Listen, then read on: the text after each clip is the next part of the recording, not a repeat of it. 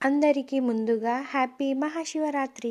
మేమైతే టెంపుల్‌కి వెళ్దామని అసలు ప్లానింగే లేకుండే అనమాట. మార్నింగే సడన్‌గా అనుకోని సడన్‌గా వెళ్ళిపోయాము. మా బుడ్డోడు లేచే లోపైతే మేము అన్నీ రెడీ చేసుకొని అయితే పెట్టుకున్నామనమాట. వాడు లాస్ట్‌కి లేచాడు. ఇంకా స్నానం చేయించుకొని డైరెక్ట్ టెంపుల్‌కైతే బయలుదేరిపోయాము. మన వెనకాల మూట లేనిదే ఎప్పుడైనా ముందుకెళ్ళగలుగుతామా?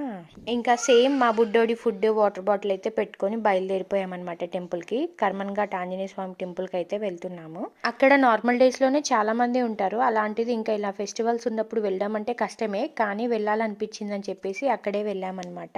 అక్కడ మనం టెంపుల్‌లోకి వెళ్ళక ముందే తెలిసిపోతుంది ఎంతమంది ఉన్నారనేది. ఎందుకంటే అక్కడ వాళ్ళ చెప్పులు, వెహికల్స్ చూసే అర్థమైపోతుందనమాట.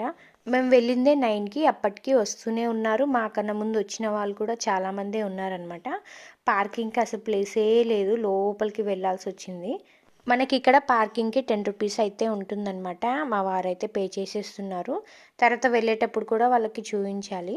ఈ వెహికల్స్ పెట్టడానికి ఇబ్బందవుతుందనేనేమో అందరూ చాలామంది మ్యాక్సిమం బైక్స్ పైనే వచ్చారనమాట. బైకే ఎక్కువ ఉన్నాయి. ఇంకా ఈసారి కొంచెం బెటరే అనుకోవాలి. మేబీ ఈవినింగ్ ఇంకా వస్తుండొచ్చు. మేము వెళ్ళినప్పుడైతే మా అదృష్టం బావుందని అనుకోవాలి. ఎందుకంటే మేము వెళ్ళిన వెంటనే మాకు దర్శనం అయితే అయిపోయింది. వెంటనే లైన్‌లో ఎక్కువసేపు నుంచోకుండా. ఇంకా మా బుడ్డోడిని ఎత్తుకోవాలంటే కొంచెం చేతులు అవి గుంజుతా ఉంటాయి కదా! వాళ్ళ డ్యాడీ ఇలా పెట్టుకుంటారన్నట్టు. మా బుడ్డోడేమో వాళ్ళ డ్యాడీని అస్సలు వదిలిపెట్టాడు. ముందెప్పుడొచ్చినా అన్ని తాబేల్స్ అయితే కనిపించేటివి కాదు, కానీ ఈసారి టెంపుల్ లోపలైతే వాటర్‌లో ఎన్ని తాబేళ్లున్నాయో చూసి షాక్ అయిపోయాం. సగం మంది